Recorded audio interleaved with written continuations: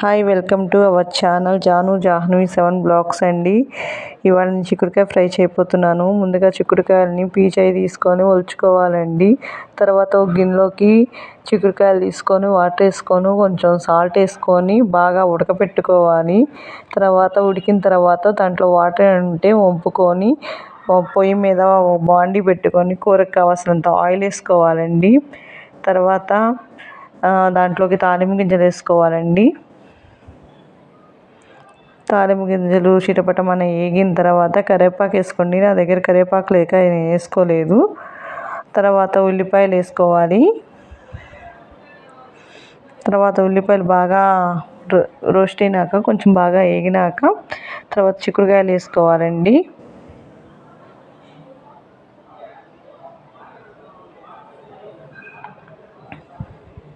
చిక్కుడుకాయలు కూడా బాగా వేగాలి.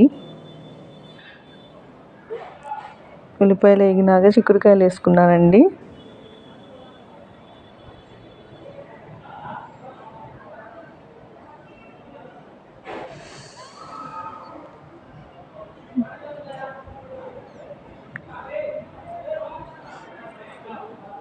చిక్కుడుకాయలు కూడా బాగా నూనెలో బాగా మగ్గనిచ్చి బాగా ఫ్రై చేసుకోవాలండి. చాలా మంచిదండి చిక్కుడుకాయలు. విత్తనాల వల్ల కూడా మనకు ప్రోటీన్ బాగా దొరుకుతుంది. ప్రోటీన్స్ అన్నీ చిక్కుడుకాయ విత్తనాల్లోనే ఉంటాయి మనకి. చాలా బాగా టేస్టీగా కూడా ఉంటుందండి ఫ్రై. తర్వాత పసుపు వేసుకోవాలి.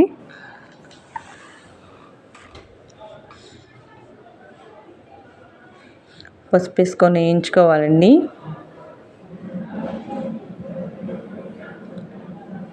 అపార్ట్మెంట్ అవ్వడం వల్ల సౌండ్స్ బాగా వస్తాయండి. నైట్ కూడా పగలు కూడా. మా పక్కనే కళ్యాణ మండపం ఉంది.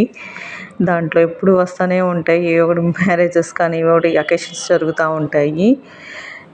అందువల్ల డిస్టర్బెన్స్గా ఉంది, ఏమనుకోమాకండి. కొంచెం సాల్ట్ వేసుకోవాలి.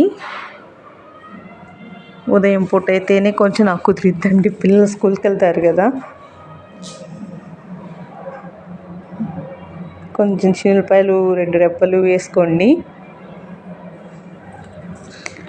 ఇంకా నా దగ్గర మసాలా కారం ఉంది, దానికి అది వేసుకుంటున్నానండి. 2-3 స్పూన్లు, నేను చూపించే 3 స్పూన్లు కరెక్ట్గా సరిపోయిద్ది.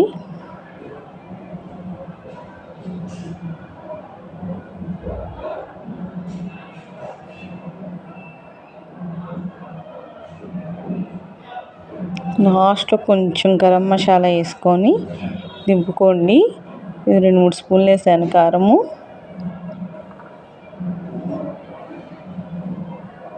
కూర బాగా టేస్ట్గా ఉంటుందండి. ఒకసారి ఈ విధంగా ట్రై చేయండి. మీకు కూడా మా వీడియో నచ్చితే ప్లీజ్ లైక్, షేర్, సబ్స్క్రైబ్ చేసుకోండి. ప్లీజ్ సపోర్ట్ చేయండి. థ్యాంక్స్ అండి మా వీడియో చూసినందుకు. ప్లీజ్ సపోర్ట్ చేయండి.